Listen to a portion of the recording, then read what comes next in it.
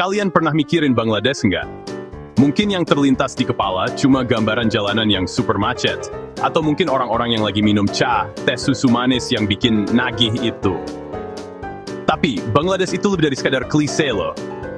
Negara ini punya denyut nadi yang kencang, budaya yang kaya, dan orang-orang yang, punya kebiasaan unik. Sama seperti kita di Indonesia yang punya kebiasaan-kebiasaan tertentu, orang Bangladesh juga punya daftar hal-hal yang mereka benci banget kalau ada yang melakukannya. Ini bukan soal benar atau salah, tapi lebih ke soal, aduh, kok gitu sih? Versi mereka. Bayangin aja, ini negara dengan populasi lebih padat dari Pulau Jawa, jadi interaksi sosial itu nggak bisa dihindari. Setiap hari, jutaan orang bertemu di pasar, di jalan, di kantor, atau bahkan cuma pas lagi antre beli singara, semacam samosa. Nah, di tengah keramaian itulah, etiket sosial jadi wasit yang nggak kelihatan. Aturan-aturan tak tertulis ini yang menjaga semuanya tetap harmonis, atau setidaknya berusaha harmonis. Oke, kita mulai yang paling visual, dan jujur aja, paling jorok. Mengorek hidung di depan umum.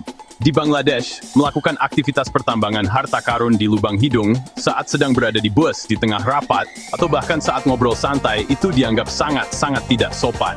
Ini bukan lagi soal kebersihan pribadi, tapi sudah masuk ke ranah pelanggaran etika publik yang serius. Mereka menganggapnya sebagai tindakan yang menjijikan, dan menunjukkan bahwa orang tersebut tidak punya rasa hormat terhadap orang-orang di sekitarnya. Bayangin aja kamu lagi asik makan biryani kambing yang lezat, terus orang di seberang mejamu lagi asik berkebun, dijamin nafsu makan langsung hilang. Seorang teman saya dari Chittagong, namanya Faisal, pernah cerita sambil geleng-geleng kepala. Di sini, kalau lihat orang ngupil di depan umum, rasanya pengen kasih tisu sambil bilang, "Tolong Pak, ada tempat yang lebih pribadi untuk itu." Di Indonesia, mungkin kita juga menganggap ini jorok, tapi seringnya kita cuma buang muka atau pura-pura nggak lihat. Di Bangladesh, jangan kaget kalau ada yang langsung menatapmu dengan pandangan menghakimi, seolah-olah kamu baru saja melakukan kejahatan kemanusiaan level ringan. Jadi, pelajaran pertama adalah simpanlah jari-jarimu dari lubang hidungmu saat berada di Bangladesh. Kebiasaan kedua yang bisa bikin orang Bangladesh naik pitam adalah berbicara sambil mulut penuh makanan. Aduh, yang ini sih kayaknya universal ya. Tapi di Bangladesh, level kebenciannya itu bisa dibilang 11-12 sama ngupil di depan umum. Bayangkan kamu lagi makan siang bareng kolega, membahas proyek penting. Tiba-tiba, temanmu yang lagi asik mengunyah kari ikan, mulai menjelaskan idenya, sambil menyemburkan partikel-partikel nasi dan kuah kari ke arahmu.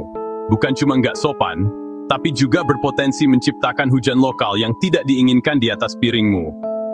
Ini dianggap sebagai puncak dari ketidaksopanan di meja makan. Orang Bangladesh sangat menghargai momen makan bersama. Makan bukan cuma soal mengisi perut, tapi juga soal berbagi cerita dan kebersamaan. Nah, kebiasaan ngobrol dengan mulut penuh ini merusak semua NC itu. Mereka percaya bahwa percakapan bisa menunggu, tapi etika di meja makan tidak bisa ditawar. Nikmati makanan kunyah dengan tenang, telan, baru kemudian cerita. Antre. Sebuah kata yang bisa memicu berbagai macam emosi, dari kesabaran tingkat dewa sampai amarah yang meledak-ledak.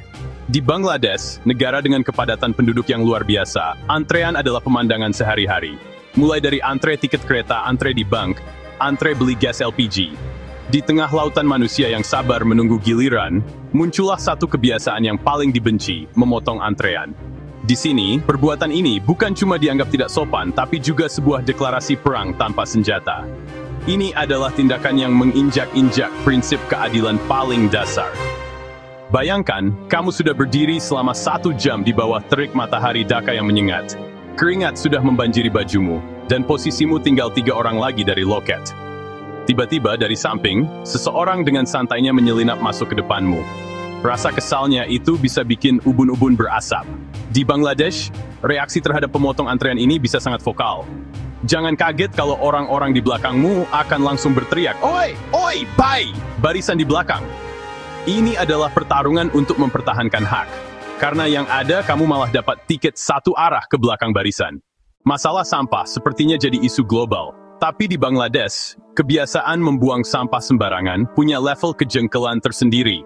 Dengan populasi yang begitu padat di area perkotaan seperti Dhaka, Setiap bungkus plastik atau sisa makanan yang dilempar sembarangan akan berkontribusi pada tumpukan masalah yang lebih besar. Orang-orang Bangladesh, terutama generasi mudanya yang semakin sadar lingkungan, sangat membenci kebiasaan ini. Bedanya, di Bangladesh ada gerakan komunitas yang sangat aktif dan vokal. Jadi saat kamu berkunjung dan menikmati jajanan pinggir jalan, pastikan kamu mencari tempat sampah.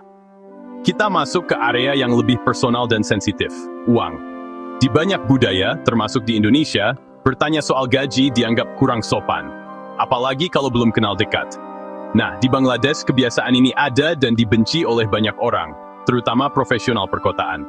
Bayangkan kamu baru kenal seseorang di acara, ngobrol sebentar, lalu tiba-tiba dia bertanya, "Apnar beton koto, berapa gajimu?" Langsung canggung, seperti diinterogasi petugas pajak. Bagi orang Bangladesh, pertanyaan soal gaji terlalu pribadi dan invasif, seperti mencoba mengukur nilai seseorang dari angka di slip gaji. Padahal hidup lebih kompleks dari itu. Contoh, gaji saya cukup untuk mentraktir Anda Casingara sekarang. Bagaimana? Cara lebih elegan bilang, itu sewajib mas secutur-tasar. Setelah menjelajahi 5 kebiasaan yang dibenci orang Bangladesh, dari yang paling jorok sampai yang paling personal, kita bisa menarik satu benang merah. Setiap budaya punya kode etiknya sendiri, aturan tak tertulis yang membentuk interaksi sosial sehari-hari. Apa yang dianggap biasa di satu tempat, bisa jadi sangat menyinggung di tempat lain. Semua ini adalah cerminan dari nilai-nilai yang dijunjung tinggi oleh masyarakat Bangladesh. Kebersihan rasa hormat, keadilan, kepedulian lingkungan privasi. Perjalanan kita mengungkap kebiasaan-kebiasaan ini bukan untuk menertawakan atau menghakimi, melainkan untuk belajar dan memahami. Sama seperti orang asing yang mungkin bingung kenapa kita di Indonesia makan pakai tangan langsung. Kenapa kita sangat terobsesi dengan sambal? Kita pun perlu membuka pikiran terhadap keunikan budaya lain. Memahami apa yang tidak disukai oleh suatu masyarakat sama pentingnya dengan mengetahui apa yang mereka sukai.